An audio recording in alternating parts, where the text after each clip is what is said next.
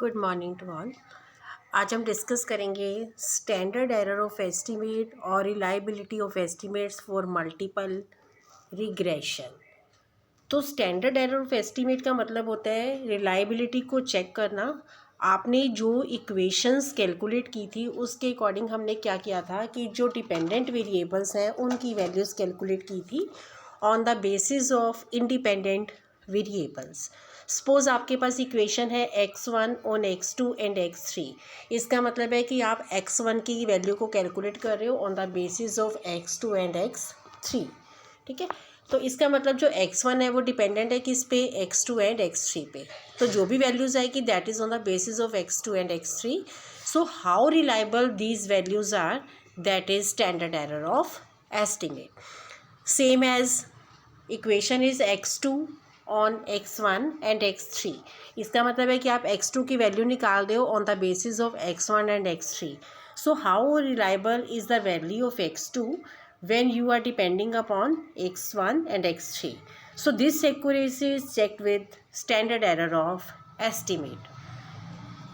तो हमारे पास तीन इक्वेशंस थी x1 और x2 एंड x3। तो सिमिलरली हमारे पास स्टैंडर्ड एरर ऑफ एस्टिमेट इसका रहेगा S1.23। Standard error of estimate of x2 on x1 and x3 it will be S2.13। then is standard error of estimate of x3 on x1 and x2, standard error of estimate will be S3.12। अब आपने S1.23 कैसे निकालना है, एक estimate किसकी value कर रहे हो, x1 की, तो स्टैंडर्ड डेविएशन आपने 1 ही लेना है। Standard deviation 1 under root of 1 minus R square 1 2 minus R square 1 3 minus R square 2 3 plus 2r1 2 r1 3 r2 3 upon दोनों इंडिपेंडेंट वेरिएबल्स अब माइनस हो जाएंगे 1 में से, 1 minus R square 2 3। So this is R1.23। secondly we will calculate S2.13। similarly this is x2 on x1 and x3। तो standard deviation किसका लोगे, 2 का। जो डिपेंडेंट वेरिएबल है उसी का स्टैंडर्ड डेविएशन लेना है।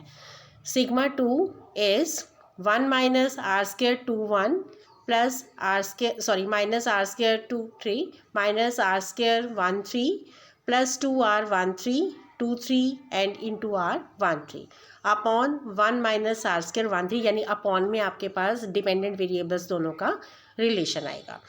Then is S3.13 standard deviation 3.12। तो स्टैंडर्ड डेविएशन किसका आएगा, डिपेंडेंट वेरिएबल 3 है तो 3 का standard deviation 3 into under root of 1 minus R square. ठीक है, अब बाकी वैल्यूज़ आपने जो है वो फॉर्मूले के अकॉर्डिंग निकालनी है। सिर्फ आपने ये ध्यान रखना है कि स्टैंडर्ड डेविएशन 1 आएगा 2 आएगा या 3 आएगा, डिपेंडिंग कि आपके पास डिपेंडेंट वेरिएबल कौन सा है, और अपॉन में वो वैल्यू आएगी जो कि डिपेंडेंट वेरिएबल्स की है। ठीक है, अब जैसे क्वेश्चन में दे रखे ना आपके पास R12 है 0.8, R13 0.5, R23 0.3, स्टैंडर्ड डेविएशन 1 दे रखा है 8.5। तो आपने स्टैंडर्ड एरर ऑफ एस्टिमेट निकालना है x1 और x2 एंड x3। तो according to first formula you will use this formula and you will calculate the standard error of estimate of 1.23। It will be 4.43। Next topic is coefficient of multiple determination, कि जो आपके पास r की value आती है, r की value का जो square होता है that is known as coefficient of determination. So in multiple regression this is denoted by r square 1.23 is similar to coefficient of determination r square which we have calculated in simple linear regression.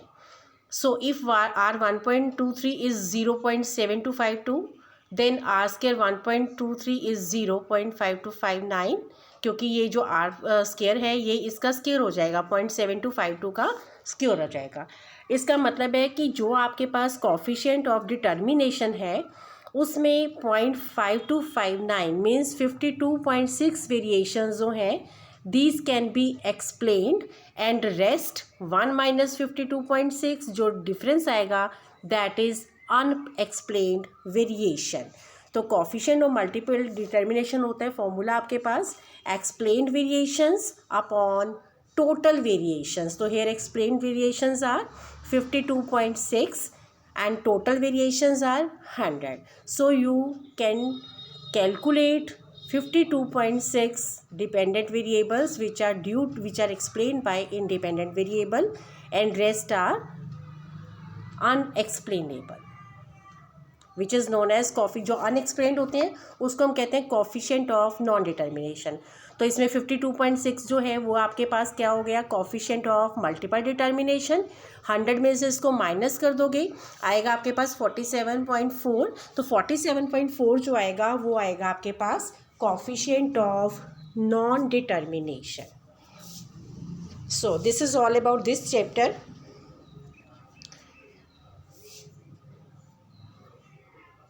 अब इसमें आपने equations को अच्छे से करके, ठीक है, उसके बाद आपने इलस्ट्रेशन 13 को करना है. अगर आपको इस इलस्ट्रेशन में कोई भी डाउट होगा तो आप मुझे बताओगे.